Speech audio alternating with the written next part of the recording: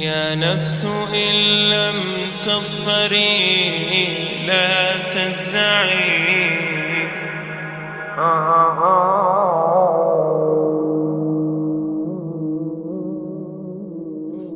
All the praise is for Allah,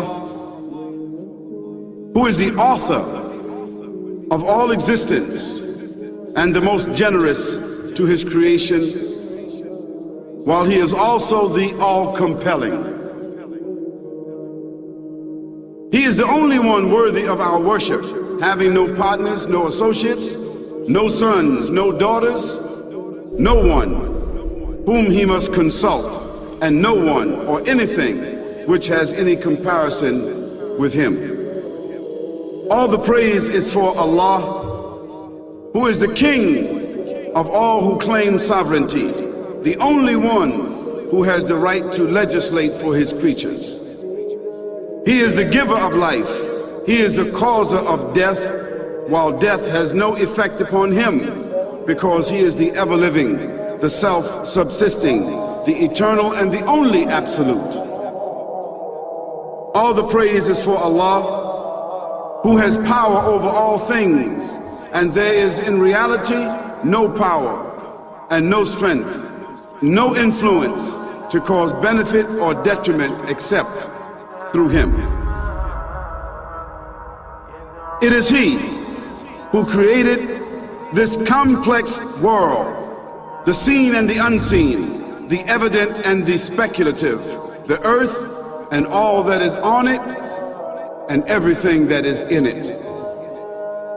It is he who sent his messengers and prophets, alayhimus salam, with the common message of strict monotheism, which simply means that there's absolutely no one worthy of worship, no one worthy of our obedience except the Almighty, the One, the Absolute, and who has no partners. The earlier messages which changed the world in the area in which the prophets were sent, those messages we know have changed, and even the prophets who brought them, their names are now lost.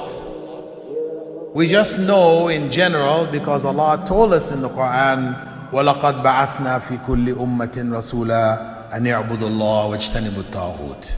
I've sent to every nation a messenger, calling people to worship Allah alone and to avoid the worship of false gods. This essential message has been preserved in Islam in a way that it was never preserved before.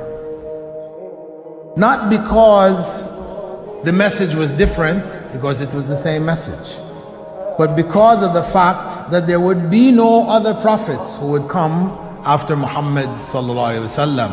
So therefore that message now had to be protected. It had to be preserved in a way none of the earlier messages were preserved. I will tell you this, what you say you have come to know 40 years back, and what you call the Big Bang is already mentioned in the book which I read, the glorious Quran. It's mentioned 1400 years ago in Surah Anbiya, chapter number 21, verse number 30, which says, Avalam yaral lazina kafaru. Do not the unbelievers see anna samawati wal arda kanat ratkan fataqnahuma, that the heaven and the earth were joined together and we clove them asunder. What you're talking about, the Big Bang, I try to imagine compressing a spring. I push it closer and closer and closer together so it's smaller and smaller and smaller, and I've stored a tremendous amount of energy in that spring, and when I let it go, it bursts out, it bursts out, it bursts out. the creation of the universe, which you came to know 40 years back, is already mentioned in this book, the glorious Quran, 1400 years ago. Who could have mentioned that in the Quran? So the atheists will say, maybe someone wrote, maybe it's a fluke, maybe it's a guesswork. A human being, regardless of who they are, or where they are, or what they do, will have this curiosity. They'll want to know, why am I here? How did I get here? And do I have a purpose? And if so, what is it? The only one who would really be able to answer that question would be the Creator himself. If there is a Creator, it would be up to him to tell us why we were created and what he expects from us and what this life is really about. Allah has shown the people from the time of Adam until right now, has shown the people what he wants from them. And it's a very simple thing, and that is that worship be for him alone without any partners. In fact, we know this life to be a test from Almighty God. That's why we're born, and that's why we die, because there has to be a beginning and an end for us to be tested on. The next life, after this life, no one will ever die again. A bad person or a good person. Both are brought back and they continue to live in the next life, either in good shape or not so good shape, depending on how they did on the test. The worship of the God of Abraham, that was what was taught by these prophets.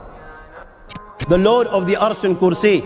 We're talking about the Lord of the worlds. Alhamdulillah Rabbil Alameen. We're talking about the Lord of the entire universe and beyond. The entire universe and beyond. You know, we live in this dunya and we are fascinated with this dunya which Allah subhanahu wa ta'ala indeed has created in a beautiful manner. We're fascinated. There are over billions of people which live on this dunya at this moment in time. Over 6 billion people that live on the dunya at this moment in time. This dunya of Allah subhanahu wa ta'ala is so big that there is space in this dunya for billions and billions and billions or more people. But what is this dunya in comparison to what Allah subhanahu wa ta'ala has created out there? This dunya is insignificant. This dunya is meaningless to Allah. It means nothing. It is worthless. So worthless, compare it with the sun. The sun is one star. You know more science than me. You'll be able to tell me better. Take this planet Earth and you place it inside the sun, and you will be able to place 1.3 million Earths in the sun. 1.3 million Earths in the sun. Allahu Akbar. Allah is the greatest. The sun is one star. One star. There are stars out there which are millions of times bigger than the sun. You tell me this, that you need millions and millions of stars to make one galaxy. And then you tell me this, that there are zillions of galaxies out there. Let me tell you on top of this, my friend, after this, whatever you see above, when you raise your head and you look above, whatever you see above, the zillions and zillions and zillions of galaxies, let me tell you, this is everything there is within the first heaven. Everything there is within the first heaven, and Allah is the creator of 7 heavens. 7 heavens. And the distance between the first heaven and the second heaven is 500 years. You know, the distance that can be covered in 500 years, at what speed? Only Allah knows. Only Allah knows. But it will take 500 years to get from the first heaven to the second heaven. 500 years from the second to the third, third to the fourth, fourth to the fifth, fifth to the sixth, sixth to the seventh. Every time it will take 500 years. After the 7 heavens,